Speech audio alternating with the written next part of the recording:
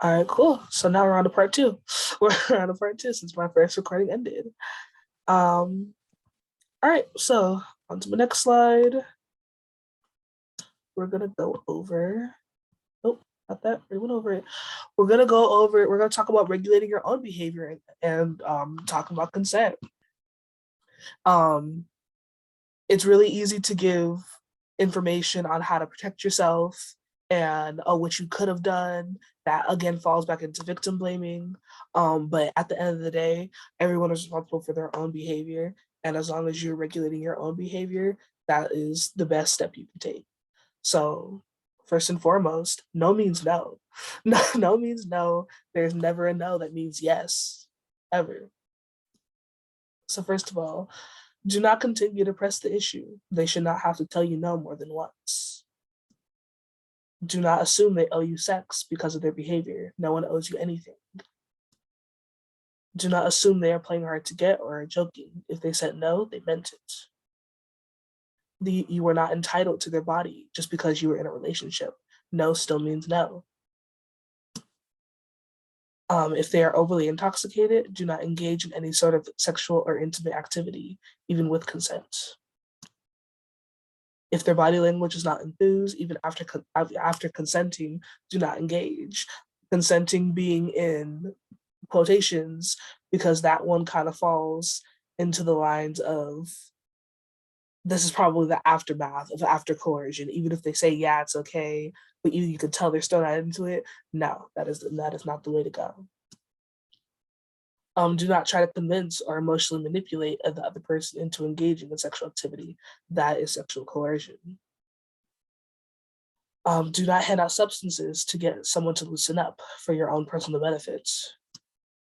Um, this one's in bold because this one is the most serious.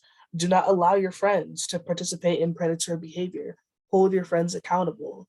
We are all responsible. While we are not responsible for other people's behavior, holding your friends accountable is the best way to help them and to help someone else.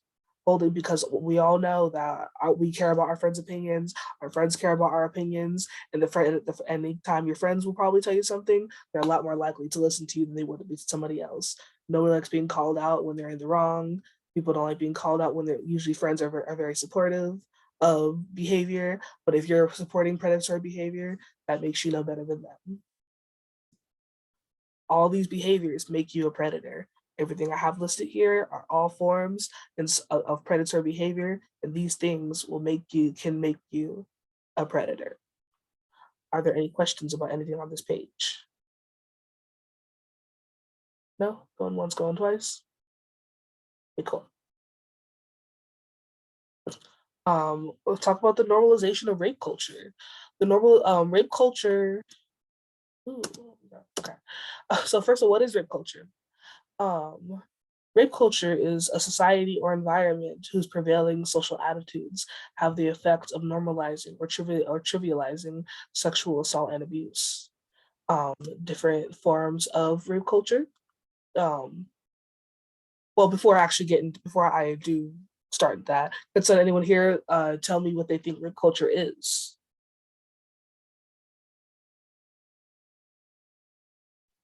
Anyone at all? Feel free. Like normalizing sexual assault, like not sexual assault, but like damn, like normalizing like rape culture. I think it's like normalizing like non-consensual stuff, as in Mm-hmm. like, oh, her body movement says so, even though she never like expressed consent verbally nor in like any Mm-hmm. way. It's just like, well, I thought she wanted it, you know. Yeah, that falls into victim blaming. Victim blaming is a form of rape culture. Just automatically assuming that it's the other person's fault and that they wanted it or of some sort. Some examples of rape culture is victim blaming. Defending or encouraging friends or close ones to engage in in harassment or assault. Predators given little to no penalty for actions. Again, why people don't report things that are happening, report their assaults, because people don't take it serious. Along with the cases that do get taken serious, the people are in jail for like 3 months, less, not, no time at all, 3 months, less than a year. These could be, I don't know if you guys had heard about the situation a few years back, with a swimmer at a college named Brock Turner. And he basically had brutally sexually assaulted this other student. And he only got 3 months in jail. He only got 3 months in jail, and it was pretty brutal. It was pretty brutal what he had did to her. And there was a whole protest thing about it because he was a big face at the college. He's one of the bigger swimmers. And that situation right there alone shows right there, this is why no one says anything, because it won't get taken serious. Imagine if this was someone, again, someone that you knew. This was someone that, if this was you, this is someone that you knew, that you would want things, you would want it to be taken serious. You would want action to be made. You would want something to be done. You don't want to just find out that the person who just did this to you got out of jail in 3 months, that no one's seeming, that everyone's looking at what you did wrong, what your sister did wrong, what your brother did wrong, how they could have, what they could have done to avoid it. There was nothing they could have done to avoid it, because that's not anyone else's fault. Okay, so continuing on, parents who try to protect their daughters by micromanaging what they wear and what they wear and post. Um, Veronica, Haley, have you guys ever experienced that by family members who have tried to micromanage your clothing or your behavior as a form of protection? Mm, not really. No? Veronica? I mean, I personally have like I guess it's not what I wear, but I guess the attitudes like Mhm, for example, I've had my parents tell me, "Oh, cross your legs or close your legs," because mhm, when you're sitting down, not because it's seen as inviting or opening, um, and just like little stuff like that, like changing my behavior, um, I guess to not make myself seem so available to other mhm, people around me. mhm. Yeah. Yeah, exactly. That's a very common thing. Um, Ari, do you have any input about that? Have you heard anything? Has anyone around you, your parents or anything, made any comments? No, but like like I've had heard like some classmates, like there have been like some debates about this in Mhm, like English class, for example, and I had heard some classmates, not friends, but some classmates being like, yeah, but she was wearing blank, and that was like inviting, which is it's just clothing, you know, mhm. not should not be inviting. Yeah, no, and that's kind of like telling people that you're not allowed to wear anything just in case you get sexually assaulted. No, that's basically telling them they can't wear anything. People should be able to wear whatever they want without the fear that they are going to be harmed because of their clothing, because they're revealing their body. There's people that have been fully covered head to toe that are still sexually assaulted, and that right there alone shows that no, it is not the clothes. It is not a clothes problem. It's a predatory problem. Continuing on, other examples are journalists who interchangeably use the term sex and rape. The media is a big place that tends to downplay sexual assault and things that happen of that nature. They want to use allegedly. They want to downplay the age of the person. They want to make the if it's a young person, if it's a young girl, they try to make her sound a lot older than what she is. They want to refer to her as a woman, as a young woman, instead of as what she is, as a child, as a teenager, to take some of the blame off of it. They want to interchangeably use the word sex and rape to make it sound like it's the sex and rape are not the same thing. And for them to do that is also very dismissive of them as journalists. The assumption that verbal or physical harassment is to be seen as flattery.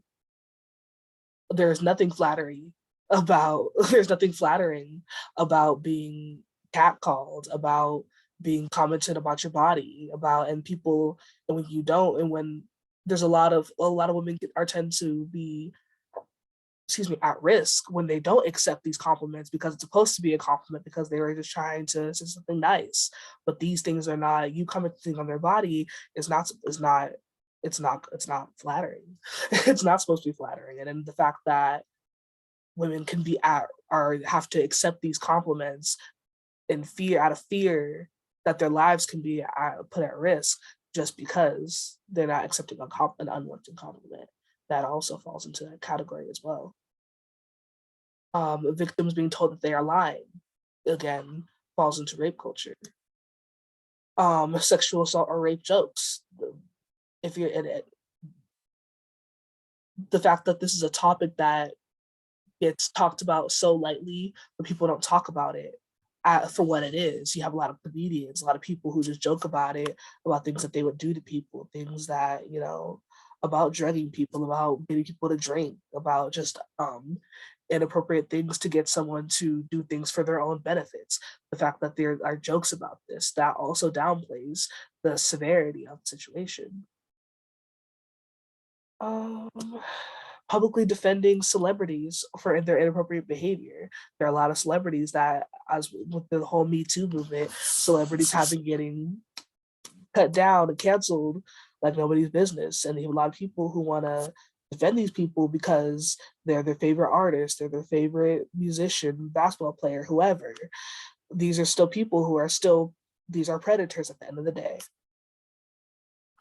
The fact that girls and women are taught on how to not be assaulted versus the lack of lessons being taught to boys and men on how to not assault. Again, what we're talking about, how we were talking about earlier, how parents and society in general is very quick to want to point fingers back to, well, what was she doing? What was she wearing? Showing you how to what did you do? What situation did you put yourself in? Questions are asked to her of what she did wrong, what she could have done. There was nothing you could have done to prevent it from happening. And yeah, so also all these examples are all things that lie within rape culture, and the normalization of rape culture, unfortunately, in our society is what allows the dismissal of sexual assaults, especially on college campuses. And a lot of the way we communicate with each other, a lot of the way that friends communicate with each other, that end up a lot of the time normalizing predatory behavior. And so I have some videos here that are of examples of spiking drinks. So this first one I'm going to show you is a drink spiking experiment. He's going to do an experiment on men and women, on a man spiking a woman's drink and a woman spiking a man's drink, and seeing how the people around them react.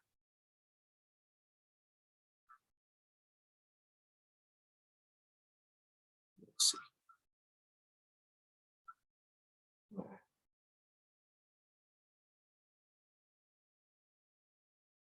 Are you guys able to?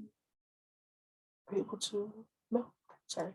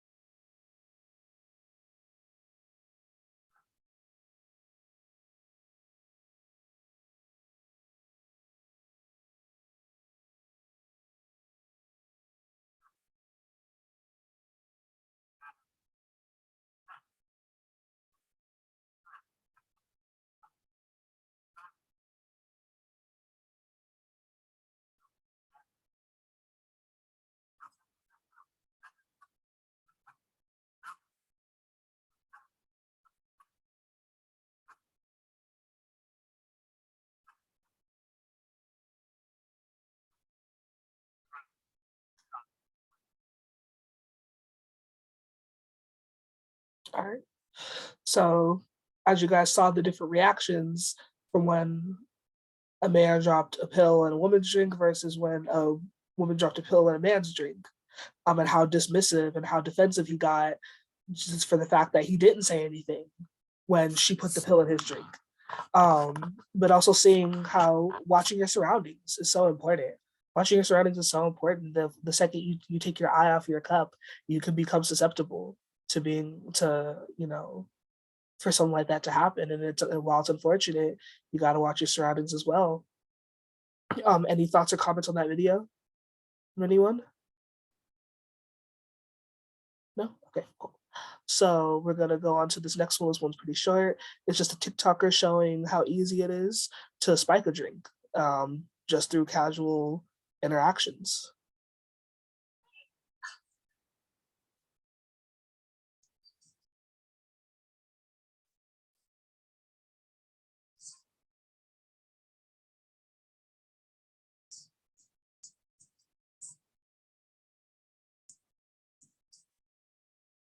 All right, so did you guys see how easily that went by? How fast that went by? Did you guys all catch that? Yeah. um, just through simple interactions, those types of things can happen. And I'm gonna play it one more time. I'm gonna play it one more time just so if you didn't see the things that she was doing, you can catch it one more time.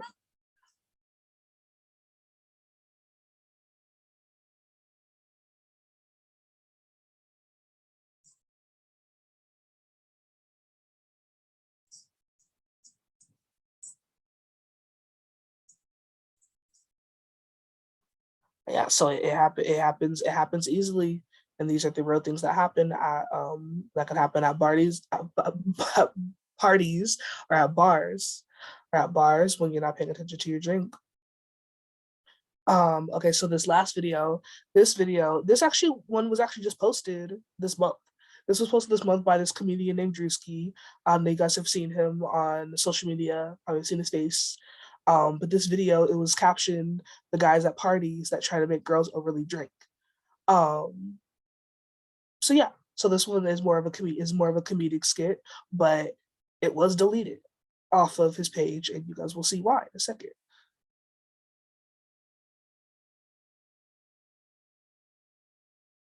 Bring it to full screen.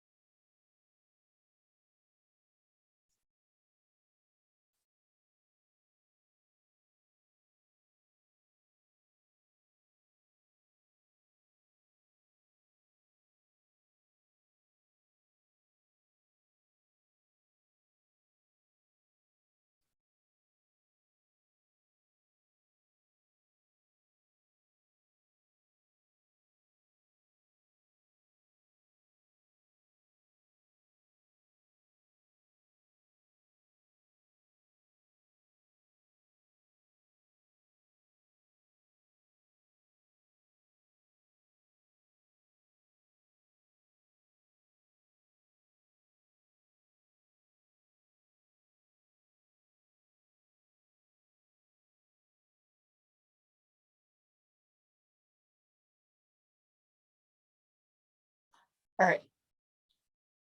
Um, so for that one, so while that one it was done from more of a comedic standpoint, um, it was actually quite disturbing for me personally, when I had first seen it, and I know it was too when a lot of people had seen it, because as being, again, I'm coming from to you guys as a partier. I do go to parties. I do, and I've seen things like this. I have seen people like this. I have seen things like this happen, and guys like this are real. Have you guys ever encountered anyone or heard about anybody who does things like this at parties?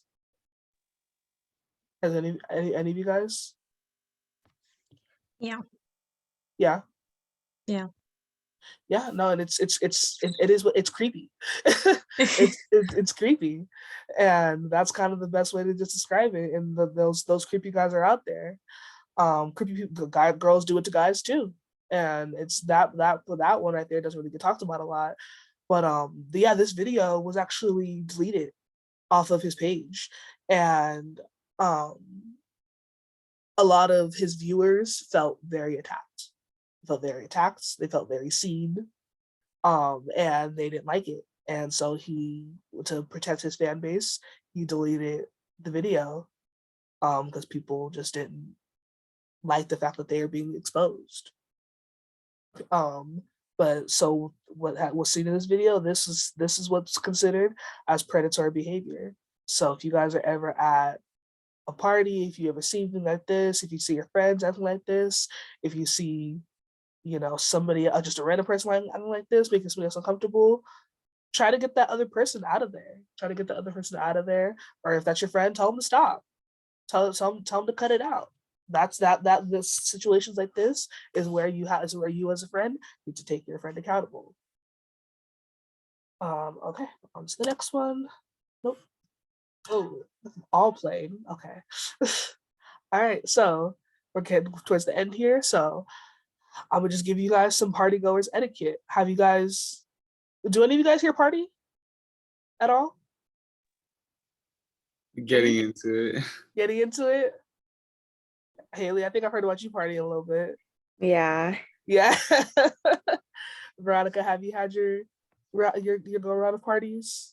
No, I mostly just go out, but I don't like go to parties. Okay. Well, whenever you guys do actually end up getting out there in the college party realm, there are some rules that you got to follow. It's ways to keep yourself safe, ways to keep people with you safe, and it's just, you know, it's just what goes. So first rule: never attend a party alone unless you plan on meeting somebody you know. Never meet up at a party for the first time. If you're meeting someone the first time, met them online, met them wherever, you met them at a coffee shop, you want to meet up, do not meet at a party. A party is the worst place you can meet someone for the first time. That is asking for all types of things to go wrong, and it's just not a very secure place to be.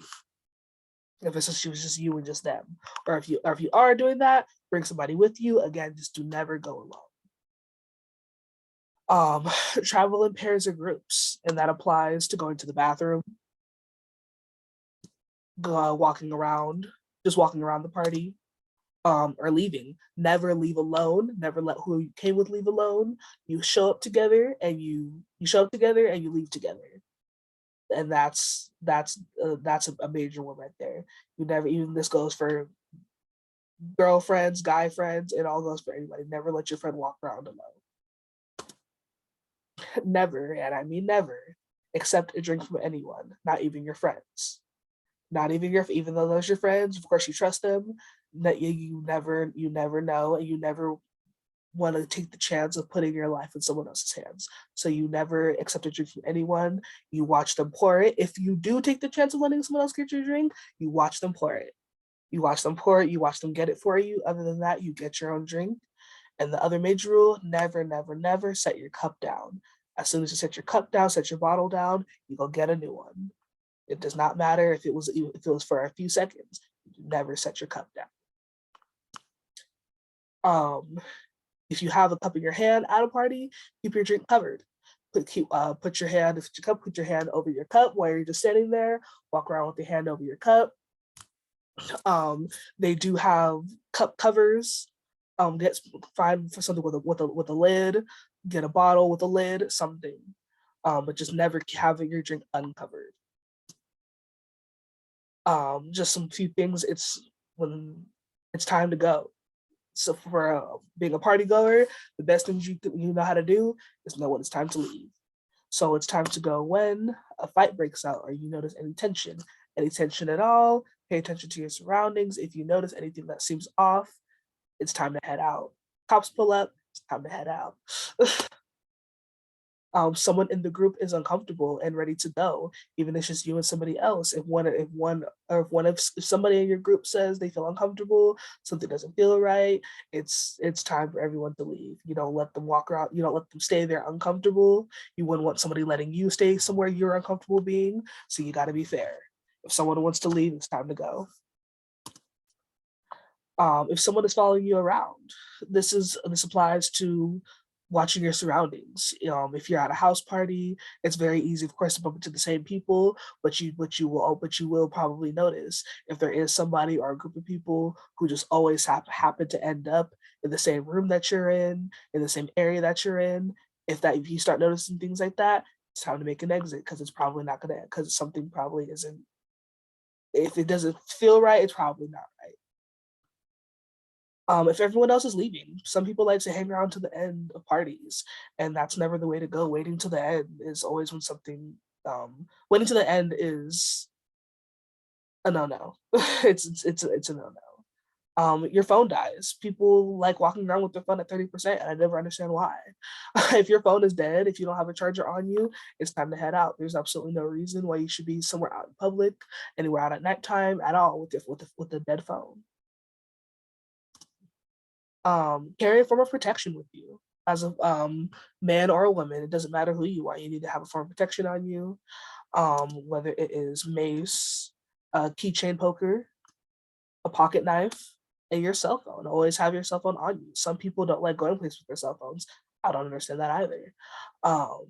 But your cell phone can also majorly be a form of protection for you. And at least one person needs to have your location. At least one. It doesn't have to be anybody, just somebody that you trust. Just at least one person needs to know where you are. If it's not your physical location, like your cell location or whatever, someone needs to know where you are, what time you left, what time you went somewhere. So at least one person needs to know where you are at all times. Here are some pictures of the things I was telling you about, the keychain pokers. And then these right here, these are called what are called nightcaps. You place them over your cup. It comes with a little scrunchie, so you can just hold it on you, and you cover your cup with it, and there's a little area for your straw to go through, so that there's no way that anybody can drop anything in your cup. You can find them on Amazon. I think they even have them at Walmart, but probably Amazon's probably the best bet. But yeah, these are pretty nifty. So just things to watch out for when you do go out to parties. Odd behavior. If something looks or feels off, it probably is. Trust your gut. Don't at any point in time have to second guess yourself if something doesn't feel right. If it does not feel right, it probably is not right, and it's time to leave.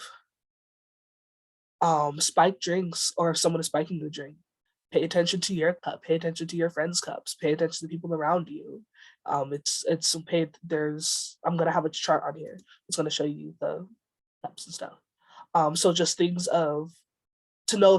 ways to know if somebody has been spiked or anything. If they're feeling woozy or nauseous. Of course, a lot of these symptoms can be confused with being drunk or anything. But if you hadn't been drinking that long and all of a sudden you're feeling these things, it's probably time to scratch a head or two. So feeling woozy or nauseous, confusion, slurring your words, memory loss, and shortness of breath. And also watching out to see if anybody's planning on spiking the drink. If someone is eyeing your cup, pay attention to your cup. Pay attention to see if anybody is looking at your cup. So here are some. This is a form of roofie. I can't pronounce the actual name of it, but this is a form of them that people end up just crushing up and could put in a drink. This right here is a card that you can carry in your phone with you. You can get them on Amazon, you can get them on Walmart. Basically, you can take your finger, dip it in your drink, and you place one of these two squares, and these right in here will tell you if your drink had been tampered or not. If you did so happen to walk away from your cup, before you drink it, use this little card and it'll tell you what type of thing had been put in your drink. And this chart right here can let you know how you've been spiked. If your drink changes, it has a foggy appearance, if it has any excessive bubbles, your ice is sinking to the bottom, or your drink is a different color than it was when you first had got it. And so anybody that you think that has been spiked, you tell a bar manager, a bouncer, a member of staff, you stay with them and keep talking to them. You call an ambulance if their condition deteriorates. You don't let them go home on their own. Don't let them leave the venue with someone you don't know or trust, and try and prevent them drinking more alcohol. Yeah. Are there any questions about this page or the page before? Any comments, questions? No. Okay. If you see something, say something. This is a big one. If you see something, say something. Don't be a bystander. Pay attention to your surroundings. I know it can be uncomfortable sometimes to speak up and say something for the better, because you never want to be assumptuous. You don't want to be put in that position, or more so, you don't want to be a snitch. You don't want to seem like you're being a party pooper, being uncool. If you see something off, that's their time to say something. When you don't say something is when things tend to go wrong. If you're out somewhere, if someone's too intoxicated, if it's someone you came with, someone you know, even someone you don't know, if someone's too intoxicated, you need to pay attention. Is anyone taking care of them? Is anyone feeding them more substances? Is anyone giving them more alcohol? Anyone giving them more of anything? You need to pay attention to that as well. Do you know if they know the person? Do you know if they know the person that is taking care of them? Is the person that you see with them actually properly taking care of them, or do they look like they have good intentions of taking care of them? If it's someone that you know, does this person actually know them? To make sure that nothing sus is happening. If someone is trying to make someone drink or indulge excessively, if you see someone that's overly intoxicated and you see someone just continuing to give them something, tell them to stop. Tell them to stop, or try to pull that person away. Because again, once you don't say something, things go wrong. If someone is making someone else uncomfortable, step in. Don't worry about being that stranger that will step into someone else's situation. If you feel like that's none of your business, you need to make it your business. Make it your business and pull that person out. Step in, pretend like you're their friend or whatever. Do whatever you can to make that situation not be a thing. Be aware of any suspicious activity. Again, just pay attention to your surroundings. This is the biggest one. Okay, hey, we're at the end. So in conclusion, despite everything we just talked about, college is actually a really great experience. College is a really great experience, and it's really fun. It can be really fun as long as you're doing it right. Don't let other people ruin your experience. You get the experience that you make. If you walk in somewhere with a negative attitude, you're gonna get a negative experience. Things will happen that are out of your control, and all you can do is try to make the best of it. So don't let someone else ruin your experience. Go party, but party with the right people. Know who you're partying with. Don't just go with just anybody. Go with people that you trust. Go with people that you know will make good decisions. Don't just go out partying with anybody. Who you choose to party with makes a big difference. Trust me. Be accountable for yourself and your actions. This does not fall into victim blaming, but this is just but again, regulating your behavior in general. Be accountable for yourself, how much you're drinking, who you're drinking with, and all of that. All those things are important. Be accountable for yourself. Consent is still cool. Consent is still cool, and it's always cool. Asking people for their permission, despite what your friends may say, what rappers and artists may say.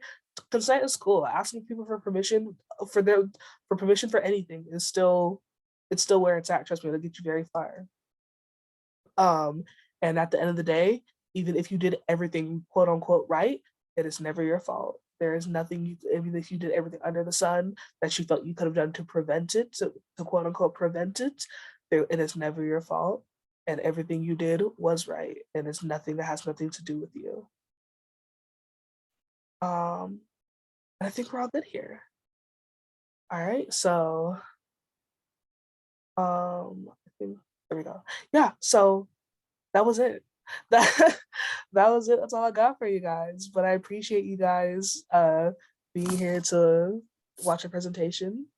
I appreciate the input that I've gotten. And yeah, so that's about it. So I'm gonna send you guys the link to the other survey I'm gonna have to do afterwards, and just send it back to me and give me any feedback that you guys have. Okay. That's about Okay. it. All right. All right, bye. Yeah. Bye. Bye. Thank you. Of course. Good night. Good night.